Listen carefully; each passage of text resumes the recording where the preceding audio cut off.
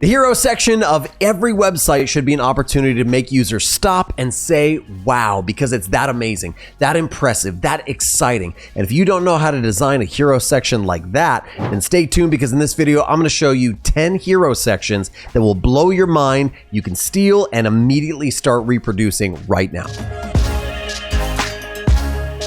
This first hero design is doing something that's really basic, that's been done millions of times, and that is large imagery across the entire hero area, but it's doing something really specific that makes it kind of an A+ in that category. It has art directed this layout very, very well. You can see that the imagery is over here, so the whole thing feels a bit asymmetrical. It's perfectly kind of cropped and moved into this position. And that's allowing my typography to have really clear contrast. We can read the imagery, we can read the headline and the body copy and the call to action, and it has good contrast. It's not melting away, which is the problem that a lot of people have when they insert imagery here, because they find an image they like and they just slap it inside of that spot, and it tends to be problematic. But here, they've either art directed and found an image that already has that asymmetrical or space to work with, or they use some really awesome AI tools to maybe take this image and then extend everything out over here to the left-hand side, making that space. It's very crucial that when you're going to do imagery, it does not mess up or interfere with the clear call to action of your website. Our next hero design is also a pretty basic layout, but it's doing a couple of things really, really well. Number one, it obviously has a basic center align typographic lockup with primary, secondary call to actions and a really simple kind of basic navigation bar. But notice the light up here that's highlighting the navigation.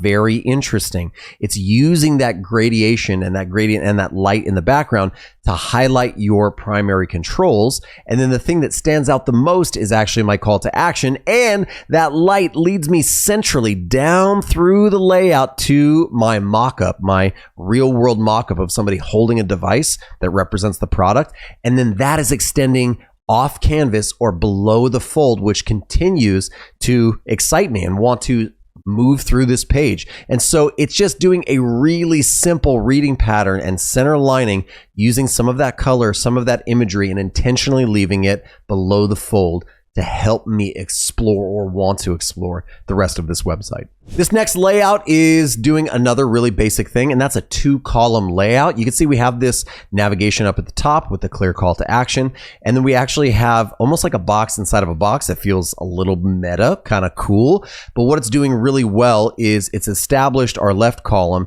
and it's allowing our image from this right-hand column to break the plane. And that adds a little bit of dimensionality, a little bit of interest, and it's important to note that the direction of my plane is not moving away from the text, but instead towards the text, right? Towards the small text up here, which makes my eye maybe bounce through, around, and then definitely down here. So it's intentional where they've placed the plane, how they've broken the plane with the plane. Talk about meta, we're talking meta planes. And it's very well done to, again, immerse you in the experience. Visually, it kind of catches me because it stops me and makes me think, oh, this is cut out, but then that's cut out and the plane's flying through. So again, that dimensionality can be a really positive thing just to keep visual interest and point people where you want. This next hero design is doing something kind of interesting with these bottom cards. And I love the rest of this design. I love the subtle grid up here that kind of, gradiates a little bit. You can see a little bit more of it over here where this light is. My eye is definitely led to the top right-hand corner of this page because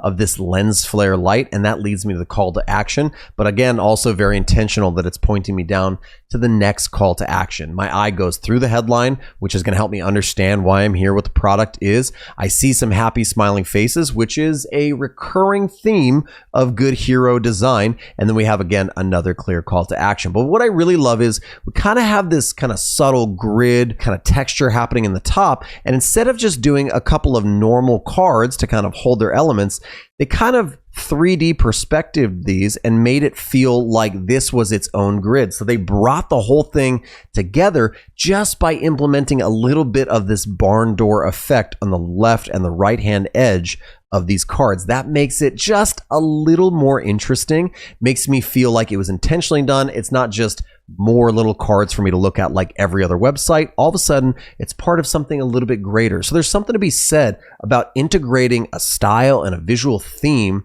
through even the individual elements, the things maybe you'll pull from the background, into the individual elements of your website. This next hero layout does two things really well. It encapsulates and it starts to inform the user very, very quickly. You can see that we have a kind of encapsulated hero section up here. It's got a cool image. All that's fine. It's got some, bold typography that's doing some work. I like it. I probably would have maybe expanded on this button and made it pop out a little bit more. But what I do love is that it's kind of encapsulating things up here and down here, and it makes it feel almost a little bit more like a Netflix experience, which for some reason makes it feel a little bit more expensive, a little bit more trustworthy, something that I'm excited about, something that I want to explore.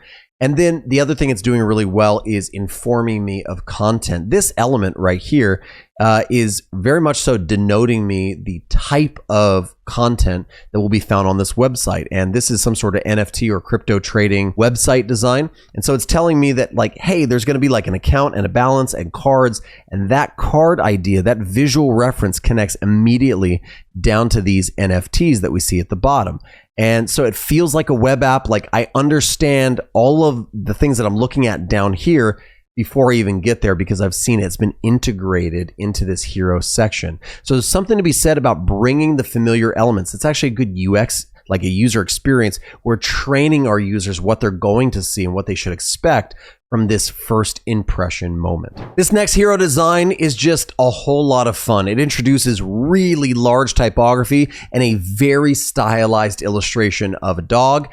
And it's a little bit monochromatic. I would have loved maybe a complementary color over here, like an orange or a yellow or something to kind of make my big call to action pop, but that's okay. The things that it's kind of missing out here is keeping me entertained. It's making me enjoy this moment. And don't look down upon sites that are all about a dopamine hit or a little level of enjoyment.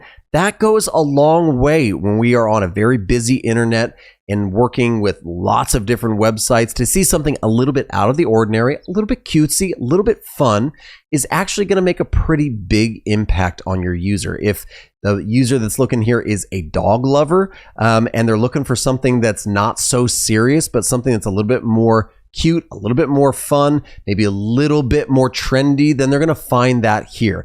Again, there's a lot of things wrong with this layout. I don't love the typography down here. My navigation could be maybe a little bit more interesting.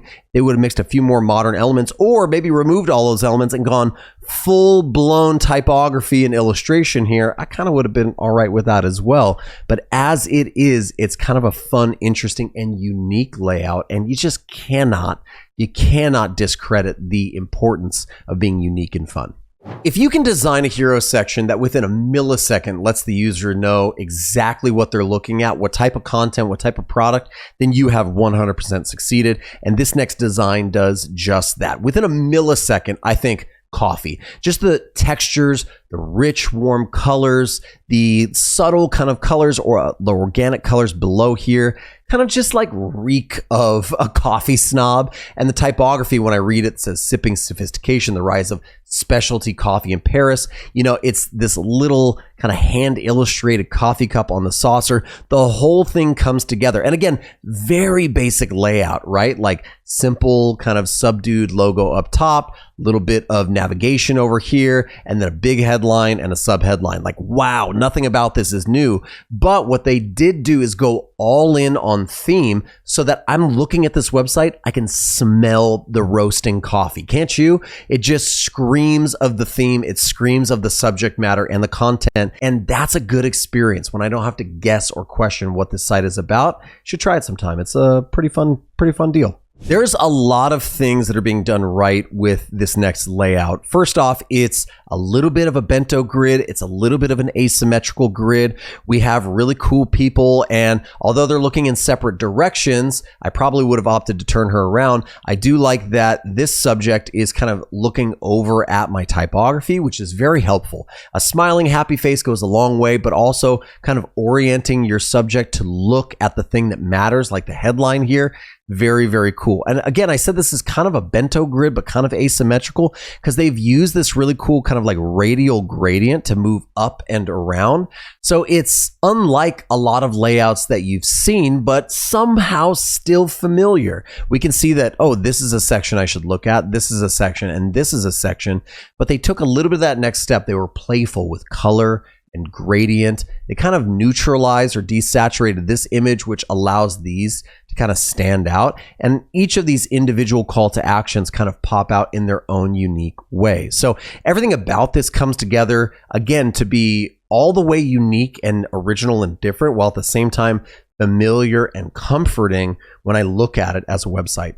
Not all bento grids have to be for tech bros. They don't all have to be super modern and the same. They can be a little bit playful. And this is a great example. We're using kind of custom mask cutout shapes with images behind it, fun colors. All the bento cards are just slightly different, some with big typography, some with little, some with calls to action, some with avatars. We have kind of cool little chips and like little icons inside of it. So the whole thing is a little bit playful, and it takes something that you've seen, again, a million times, the bento card trend, which is real cool. I get it, but it kind of turns it on its head and makes it fun again. And again, this is a great example of branding a technique or branding a style, like the bento grid style or fad that's happening. Well, look at our branding up here in the top left-hand corner. The branding's a little bit more playful. So it's not going to really match that tech bro, modern, startup bento grid kind of vibe. They took it, they spun it on its head, they made it their own. One thing I would have liked to have seen is what this bento grid might have looked like had there not been such a perfect grid here. I like the fact that these cards are taller and smaller down here, and these are kind of 2/3 and these are kind of 1/3, but I would love to have kind of broken the plane and done a little bit more of a complex grid to see how this bento grid turned out, because it's a lot of fun. Do not look at the misspelling up here that says boo a demo. That probably should say book a demo, but we won't hold it against him. This next hero design is the quintessential example of go big or go home. Be very bold with your style and go all in. You can see here we have a very bold design style. We have bold use of color. We have bold, chunky typography with this really cool animation and illustration style. We've even opted to have our menu up top, bold choices. There's only 2 menu items here, which is really, really cool. And then you have a bunch of supporting information down the left and right-hand side, actually moving vertical. Everything about this screams interesting. Everything about this screams investigate, explore more. They've gone all in. Like, there's no such thing as a halfway crook, in the words of Eminem, and they've done an amazing job of being all the way. Now, I know this video is about hero sections, but I'm gonna have to scroll down to show you how that hero section actually morphs and animates, and how they continue to go all in the rest of the sections beneath. But the bottom of the website is just as interesting as the top, but the top is the thing that grabs your attention and makes you in love with the experience. And I think a lot of people undervalue the fun, the boldness, the attention-grabbing experience of a website like this. It can actually make a huge difference for your customers if you are designing websites like this. So I encourage you to press yourself, push yourself, and do things that are very, very bold. Well, that's it. Those are 10 different hero design examples. Let me know if you enjoyed this video. If you did, make sure to leave a thumbs up. Subscribe to the channel. I do lots of videos about design and web design specifically, so ring that bell and stick around. And if you're looking for more videos like this one, check this video over here or that one, and I'll see you in the next one.